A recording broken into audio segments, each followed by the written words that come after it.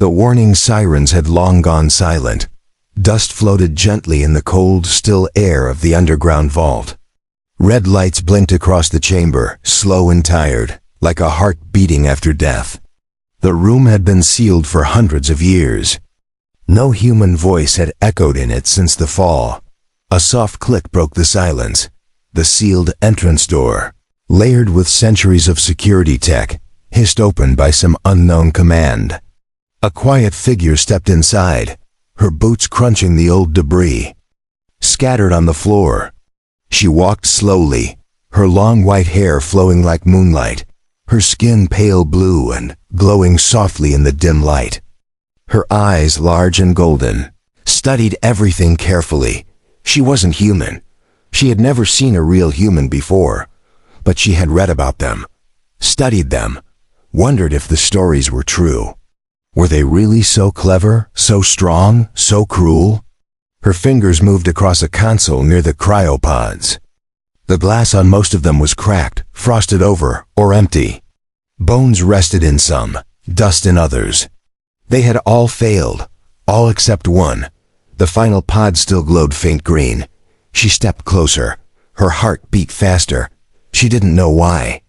He was sleeping inside, alive, the last man. A real human. She hesitated. Her own people had warned her not to come here. The humans had destroyed themselves. Their wars had burned half the galaxy. The archives said they were dangerous, unpredictable, and proud. But she didn't believe all of it. There had to be more. And now she stood before the only one left. Her name was Velea, a scout from the Mirakai system. Her people had always stayed away from Earth, even long after the humans vanished. But she felt drawn here. Something in the way. Old signals, the quiet hum of Earth's dying satellites, had whispered to her. Something unfinished. Something sleeping. She placed her hand on the pod. It was warm. "Can you hear me?" She whispered, even though she knew he couldn't. Then, without asking herself again, she pressed the override. A deep hiss escaped. Ice. Cracked. The pod lights blinked faster, turning from green to orange to red. Warning texts flashed in ancient Earth language. She didn't understand most of it, but she didn't stop. The man inside gasped. He jerked, fingers twitching, mouth opening to scream, but no sound came. His body convulsed, then relaxed. His eyes opened. He stared at her for a long time. Neither of them moved. Velea's breath caught in her throat. His eyes were sharp, dark, tired, but alive. He looked human. But there was something else, something deeper. He didn't speak right away. He just watched her, chest rising and falling slowly. Finally, he coughed. His voice was rough and dry. "Who are you?" She stepped back. "Velea," she answered. "From Mirakai," he blinked. "You're not human." She nodded once. "I am not." He tried to sit up. Pain crossed his face. He gave up and lay back down, breathing hard. "How long was I asleep?" Velea looked around. "Your systems are very old. I believe centuries. You are the only one left." His face went pale. His lips moved, but no sound came. "They're all dead?" he finally said. She didn't answer. She didn't need to. Silence pressed down on the room. Again, heavier now. He turned his head slowly, eyes scanning the empty pods. "My wife was in pod 12, my brother, 16. They were here. They're gone," Velea said softly. "The pods failed. Your world fell long ago. No humans remain, only you." She expected him to scream, to weep, to rage. But he didn't. He just closed his eyes. Then he said, "Why'd you wake me?" Velea lowered her gaze. "I wanted to see if any truth still lived. If humans were only monsters like the archives say. Or something more." His eyes opened again. They were locked on hers. "And what do you think?" "I don't know yet," she whispered. A strange smile touched his lips, dry and weak. "You Should have let me sleep. I couldn't, she said. Something in me said I shouldn't. Outside the vault, the world was a ruin. Earth had been broken by war, its surface scorched and cracked. But green had returned in places. Life always fought to survive. And now so had he. She stepped forward and held out her hand. You need water, food, I can help. He looked at her hand for a long time. Then, slowly, he took it. Her skin was cool, almost glowing. His was rough, warmer than she expected. I'm Eric, he said. Eric, she repeated. You are the last of your kind. He stared into her golden eyes and said nothing, but something passed between them. Quiet, powerful, neither of them knew what would come next. But the future of two worlds had just begun with the meeting of two hands. The air outside the vault was colder than Eric expected. The sky was a strange mix of soft gray and violet, with broken clouds drifting slowly like old memories. Ash still clung to some of the ruined trees, and the wind carried a hollow sound that seemed to echo from centuries of silence. Velea helped Eric walk. His legs were weak. Every step made him shake, and his body burned as if it had forgotten how to move.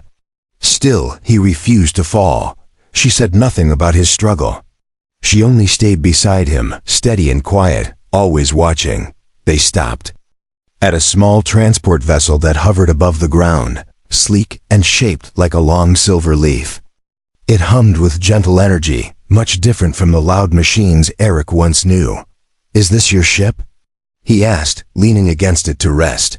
Yes, she replied. Scout class, light armor. No weapons. He gave her a tired smile. That's a first.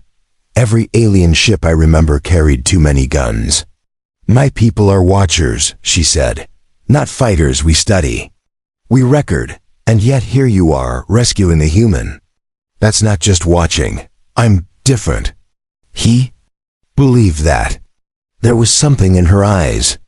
Not just curiosity, something deeper, more personal. Inside the ship, warmth returned to his fingers.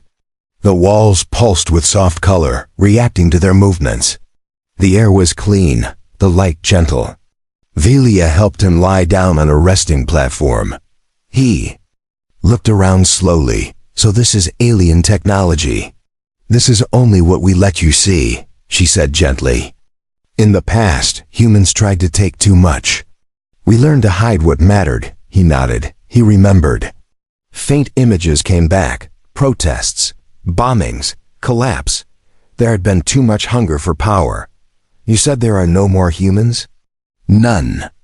That we can find, she answered. Earth was silent for many generations. You are the first life signature detected. His voice went quiet. Then I really am the last.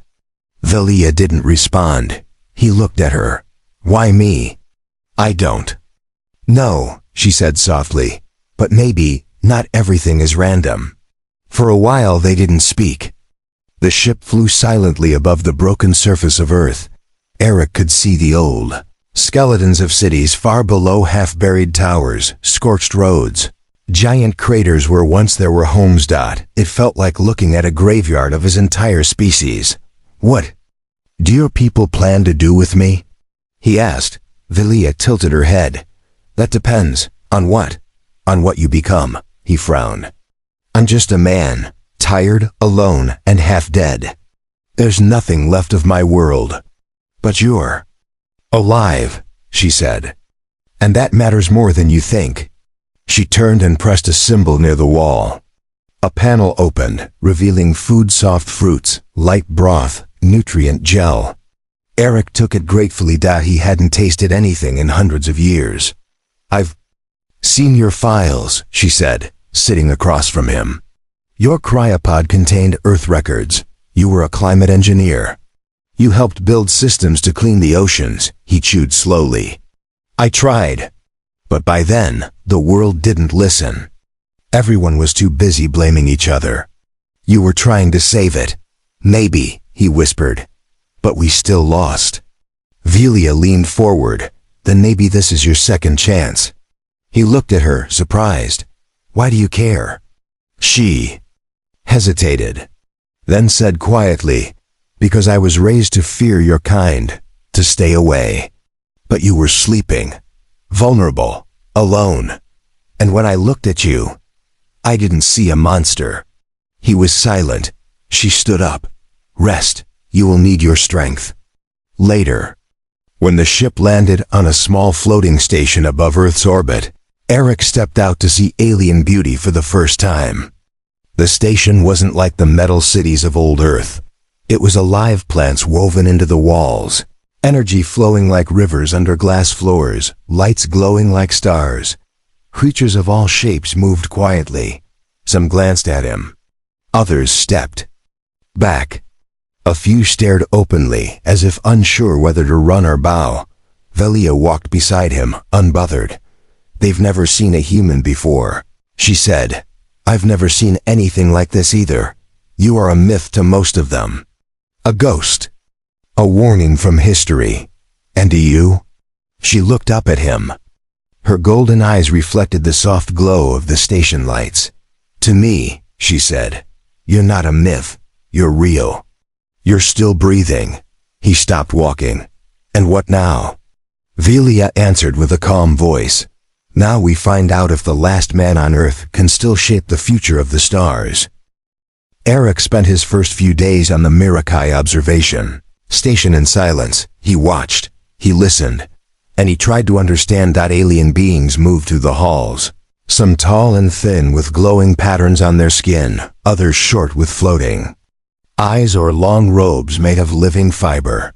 No one spoke his language, but the station translated most of it into soft whispers in his ear. Still, he felt like a ghost walking, breathing, but not truly seen. Only Velea stayed near him.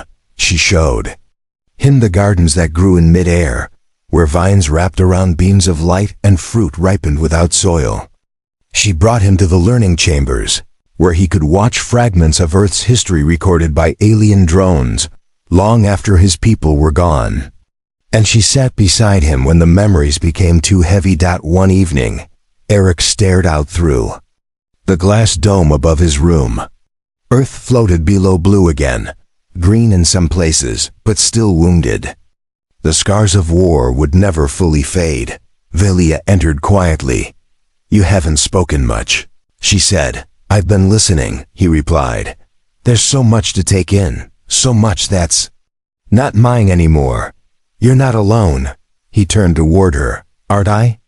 Everyone I ever knew is gone. She nodded slowly.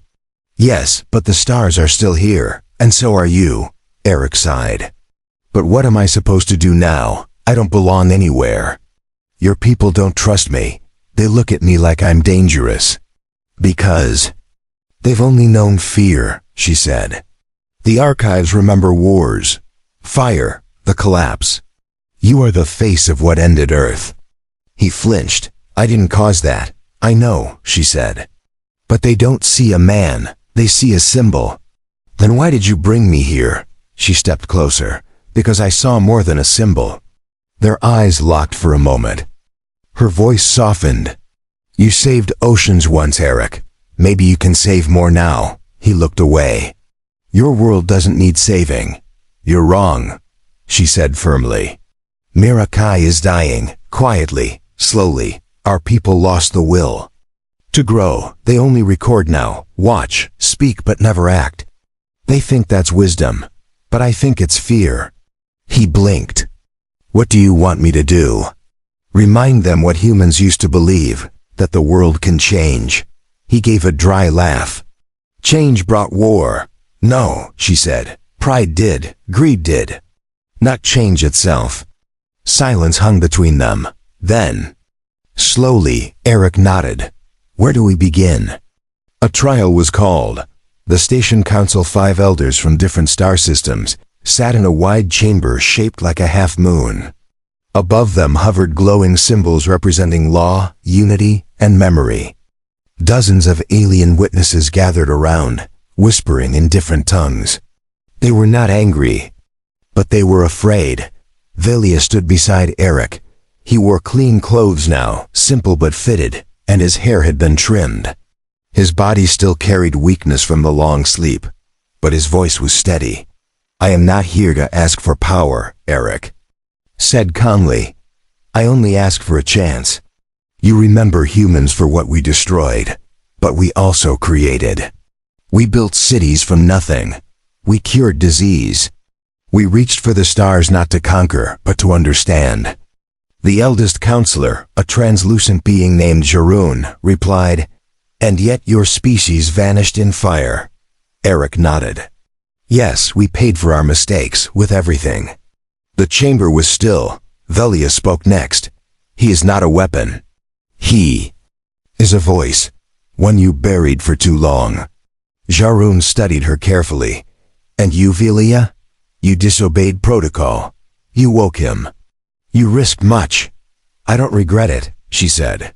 "Because the moment I saw him, I knew he wasn't just history, he was hope."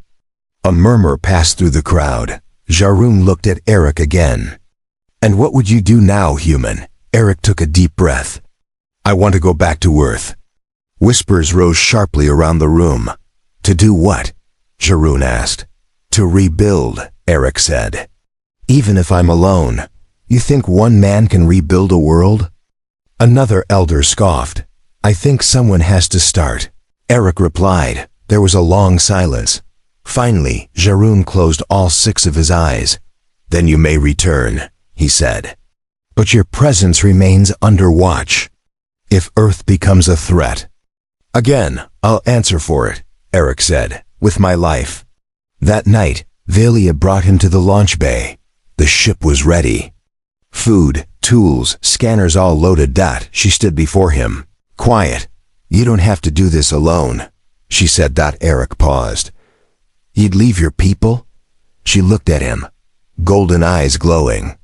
"They stopped believing in life." "But you reminded me." He stepped forward. "Why are you really coming?" She hesitated only a moment. "Because I don't want the last man to die alone." And in that silence, as the ship hummed to life, something bloomed between them, gentle, unknown, and new. The ship landed near the remains of an old human city. Twisted towers leaned like broken fingers against the wind. Roads were cracked open, trees growing through their bones. Nature had taken back what war had left behind. Eric stepped out first. The air was dry but breathable. The same earth smell. Hit him soil, dust, something burned far below. He stood still for a moment and closed his eyes. The silence pressed against his chest like a memory. Velea followed, scanning the area with a small floating drone. Her long cloak fluttered in the breeze. "Your world is healing," she said softly, "but it remembers pain." "So do I," Eric said, his voice low. They walked through the ruins. A collapsed school stood half swallowed by ivy. A metal statue, rusted and broken, still held a plaque that read "Hope through knowledge." Eric touched it gently. "This was my childhood," he murmured. "Books, teaching. My mother worked in a place like this." Velea looked at him, studying his face. "You're strong." He gave a bitter laugh. "I'm the last. I have to be." They found shelter in the remains of an old emergency hub buried deep and mostly intact. With power cells from Velea's ship, Eric brought the lights back online. Dust danced in the beams. The place still had bunk rooms, filtration systems, even an old lab. A forgotten relic beneath a dead city. "This can be a start," Eric said, breathing hard. "We'll fix what we can. Build something, anything." Velea moved beside him. "I'll help you." And she did.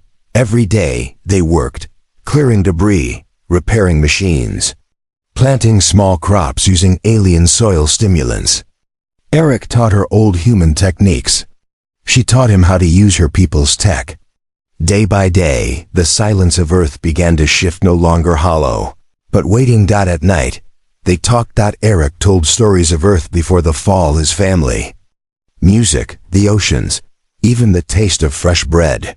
Velea told stories of the stars, of glowing moons, flying cities, and a species that lived underwater and sang to their plants. They laughed. Sometimes they argued. But slowly, something warm grew between them. Not just respect, not just friendship. Something more. One night, under a broken dome filled with stars, Eric asked, "Why did you really come with me, Velea?" She looked at him. Her voice was quiet. "I thought I was curious. I thought I came to study. But I think I didn't want you to be alone. And maybe I didn't want to be alone either." He stared at her, surprised. "You? Lonely?" She nodded. "Even among my people, I never fit in. I didn't believe in just watching. I wanted to feel, to live." He smiled. "Now you're stuck rebuilding a planet with a broken man." "You're not broken," she whispered. He looked at her. The distance between them had become smaller with each day. Now it was gone. He reached out and touched her hand. She didn't pull away. The next morning, Eric stood on the remains of a rooftop, sunlight touching his face. Something strange flickered in the sky, metal wings gliding across the clouds. He narrowed his eyes. "Do you see that?" Velea appeared beside him. She raised her scanner. "That's not ours." A ship, but not hers. And not from Mirakai. Eric's pulse quickened. "What does that mean?" "It means we weren't the only ones watching." Earth. The ship circled once and vanished behind the horizon. The signal was faint, then gone. Velea turned to Eric. "We're not alone here." He didn't answer, because deep down, he had always suspected that someone else, some other species, some other power had been waiting for humanity's final fall. And maybe now, they were ready to return. Velea placed her hand on his shoulder. "Whatever comes next, we face it together." He nodded, jaw clenched. "I've already lost the world once. I won't lose it again." And so, Earth's last man and the alien girl who freed him stood together on the ruins of the past, unaware that the future was about to challenge them in ways neither of them could imagine. 2 nights later, the sky split open. It wasn't lightning. It wasn't fire. It was a soundless tear in the sky, like space itself had been pulled aside, and from it, a black ship emerged. Not sleek like Velea's, not made to heal or study. This one was a hunter. Its surface rippled with dark energy. No lights, no calls, no beacons. Just a long, sharp shadow falling silently over the dead earth below. Eric watched it from the observation tower, his fists clenched. "Do you recognize it?" he asked Velea, who stood beside him. She was pale, even more than usual. Her voice dropped. "No symbols, no broadcast. That's not Mirakai or any allied race, so it's hostile." She didn't answer. They watched as the ship descended. It hovered over the ruined city, scanning. No sound, no warning. It moved like a predator tasting the air. Then a flash of red light pulsed out from the ship, hitting the earth in a wide circle. Velea staggered. "They're probing for life." "They'll find us," Eric said. She nodded. They ran back into the shelter. Eric grabbed his tool pack, the old Earth rifle they had managed to repair, and a small energy shield Velea had given him for emergencies. She locked the main systems of her ship, then turned toward him. "We can hide underground." He shook his head.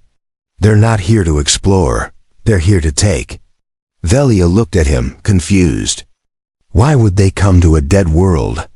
Eric's voice was hard now. "Because they think no one will fight back." As if hearing his words, a deep hum began to shake the old building. Drones, black machines with sharp limbs, broke through the ceiling above. They fell like insects, crawling toward the halls, scanning everything. Eric aimed.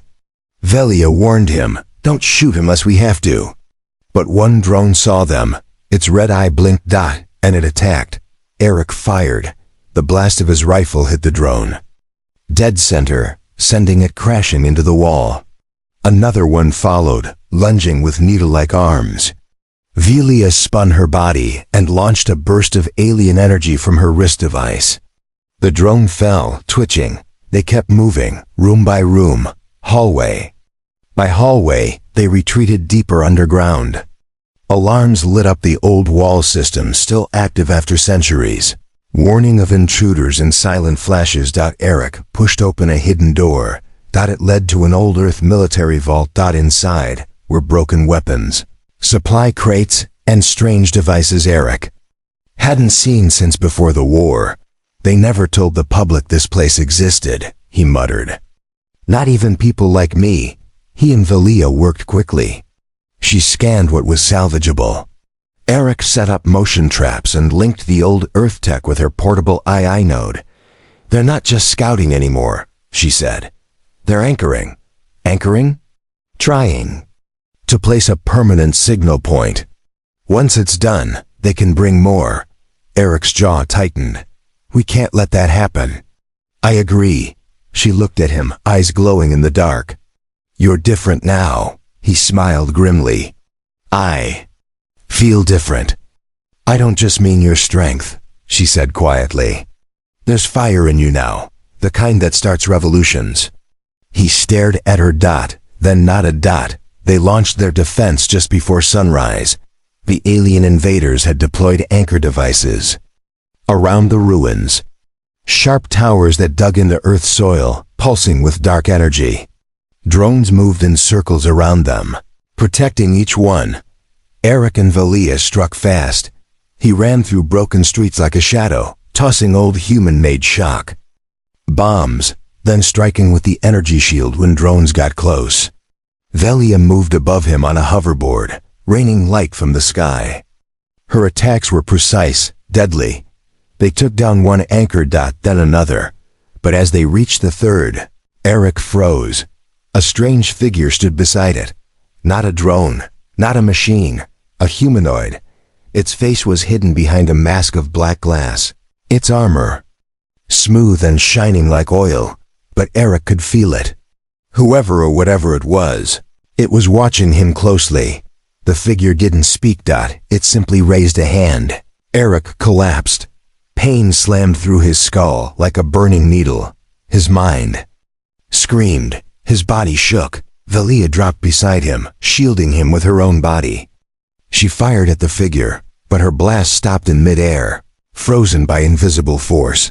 The figure tilted its head. Then it spoke, its voice cold, metallic and ancient. You should have stayed asleep, human. And then it vanished. The pain stopped. Eric gasped, holding his head, sweating. Velea held his face in her hands. Are you okay? I saw something, he whispered. A memory that wasn't mine. What did you see? A world burning, and a symbol, over and over again. He drew it in the dirt with trembling fingers. Velea's eyes widened. That's not just a symbol, she said. That's a lost empire. One we thought vanished before even humans existed. Eric looked up at her. They didn't vanish, he said. They've just been waiting. Eric couldn't sleep that night. The pain in his head had faded, but something had changed. Something inside him felt touched, like a door had opened in his mind, one he didn't remember unlocking. He sat outside the shelter, watching stars. Earth was quiet again, but it wasn't peace.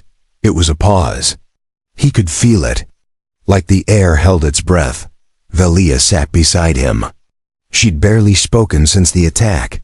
They left after placing the last anchor, she said at last. But it's hidden now, buried, shielded. I can't locate it. They'll be back, Eric whispered. That figure, whatever it was, it knew me. Velea's voice lowered. No, it knew humanity. It waited for this moment. Eric turned to her. Why would a long-dead empire care if one man wakes up? She was quiet, then said, because you're not just one man anymore. You're a symbol, a living reminder that Earth still breathes. And that scares them. He looked down at his hands. I'm not special. You are now. A faint light blinked on her scanner. Then another. Her golden eyes narrowed. Movement. South Ridge, small, biological, not drones. Eric stood. Survivors? No, something else. They moved together through the ruins. Eric now walked with more strength. his body adjusting more each day. The Earthborn rifle was strapped to his back, but he now also carried a small alien pulse cannon Velea had trained him to use. He was becoming something new. A bridge between two worlds. When they reached the ridge, they found them, 4 small figures. Thin, dirty, covered in ragged cloth. At first Eric thought they were children until one looked up. Its eyes glowed with faint blue light. Not human. Not quite alien either. They're hybrids, Velea whispered. But from where? The creatures stared at Eric. One of them stepped forward and spoke in broken, ancient Earth language. Are you the man? Eric knelt slowly. Who are you? We are the hidden ones, the being said. Children of the forgotten. We were born from the ruins, left by the Empire. Velea stepped forward. The Lost Empire created you? They tested on many, the childlike voice said. They wanted to rebuild the perfect form, strong like man. Long-lived like them, we escaped long ago. We've been hiding since. Eric's voice shook. How many of you are there? The being turned and pointed toward the deep horizon. We are few, but more will come. We watched you, we saw you fight. Another hybrid stepped forward and said, You woke the fire again. Eric frowned. What fire? The beings did not answer. Instead, they turned and melted into the shadows, leaving only a single glowing crystal on the ground. Velea picked it up. This isn't from Earth, she said. It's a message stone. She activated it. A voice echoed from it, soft old, but still alive, to the last of Earth. We once believed humanity was gone. But if you still walk the soil, then you must know they are coming back. The ones who erased the stars, who broke your world and ours. We could not stop them, but maybe you can. Then the crystal went dark. Eric stared at it in silence. We didn't die from our own war, did we? Velea looked at him, her face pale. No, you were ended, erased, he said, by them. And now they were returning. Back at the shelter, Eric stood before a large map displayed on the wall, an ancient satellite projection, now synced with Velea's scanners. Dots marked energy points across the planet. 3 were red destroyed anchors. 1 remained, hidden. They buried it deep, Velea said. Possibly under one of your ocean trenches. Even my tech can't track through that much pressure. Eric stared at the blinking point. They're going to open a gate. She nodded.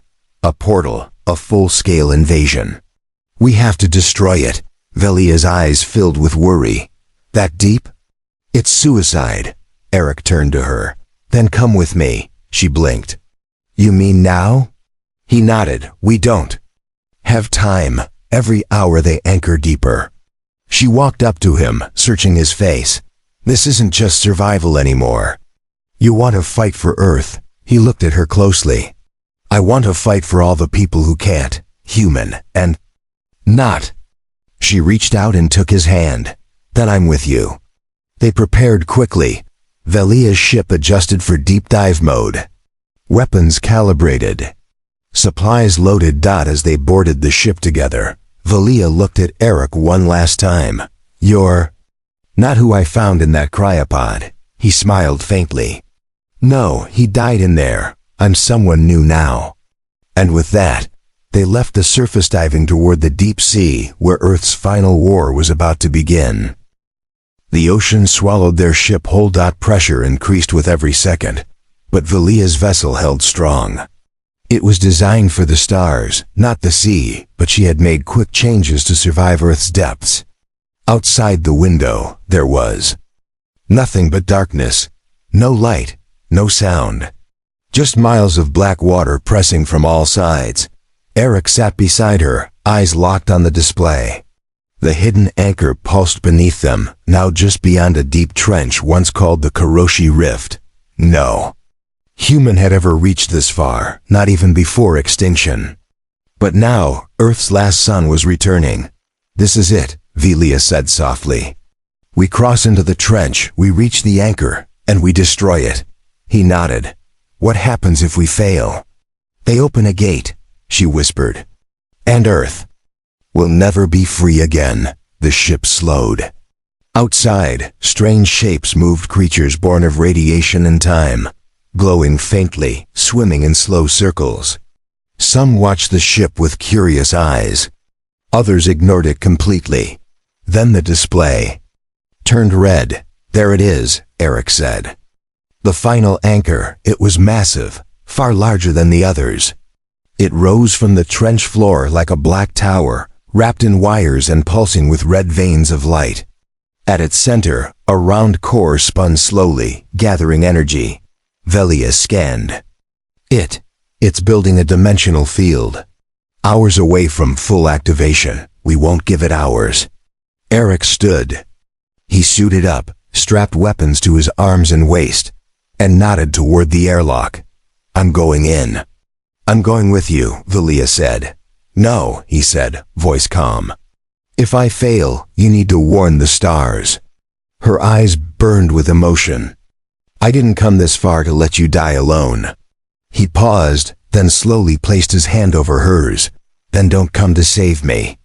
Come to finish it, no matter what happens. She held his gaze. I promise. They stepped into the cold.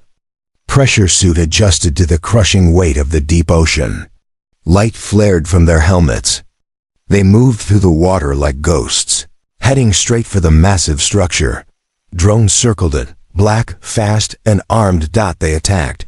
Velea fired first, cutting two down with a spiral beam. Eric dove beneath another and struck it with an Earth-made blade, slicing wires and forcing it to explode in sparks. More came, 5, then 10, but they moved like one. The last man of Earth and the alien girl who freed him fought like warriors born. Together, they pushed forward, cutting, blasting, shielding each other until they reached the anchor base. Velea pulled up her scanner. The core is shielded. It must be overloaded from the inside. Eric stared at the thick panels of armor. There's only one way in. He climbed the structure. Drones tried to stop him. He burned through them. He reached the top, his body shaking, his oxygen low, and broke through the panel. Inside was the core. It spun faster now. A voice, mechanical and ancient, echoed through the water in his helmet. Welcome home, human. Your extinction was incomplete. Eric gritted his teeth. Let's fix that. He pulled the plasma charge from his belt. The same one Velea had given him long ago, saying, use only when there's no other way. He placed it inside the core. The machine screamed. The anchor began to shake. Outside, Velea shouted through the comms, Eric, you have to get out. But he didn't move. Looked up at the stars above the water, at the planet he had once believed was lost forever, and he smiled. Goodbye, Earth. Then everything exploded. A massive pulse shook the ocean. The anchor tower cracked in half, throwing waves of power through the trench. Drones fried instantly. The gate's energy blinked out, its buildup gone. In the distance, Velea screamed his name. Her ship found his body later, floating near the wreck, heart barely beating. Suit broken, but he was alive. She pulled him in, held him, cried, not because he almost died, but because she knew she couldn't lose him. Weeks later, Earth had changed. The anchors were gone, no more signals. No more darkness in the sky. The hybrids came out of hiding. So did other survivors, hidden in vaults, forests, old cryopods that hadn't been found until now. Humans. Not many, but enough to start again. Velea stood in the middle of the rebuilt shelter, now a center for a new beginning. Eric stood beside her, a scar running across his face, a steady light in his eyes. He had become more than just the last man. He had become hope. And when he looked at Velea, he saw the reason he hadn't given up. He took her hand. You saved me, he whispered. She smiled. You saved us all. And together, they walked forward, not into ruins, but into something waiting to be reborn. Earth was no longer silent. Humanity had returned. And this time, they would get it right.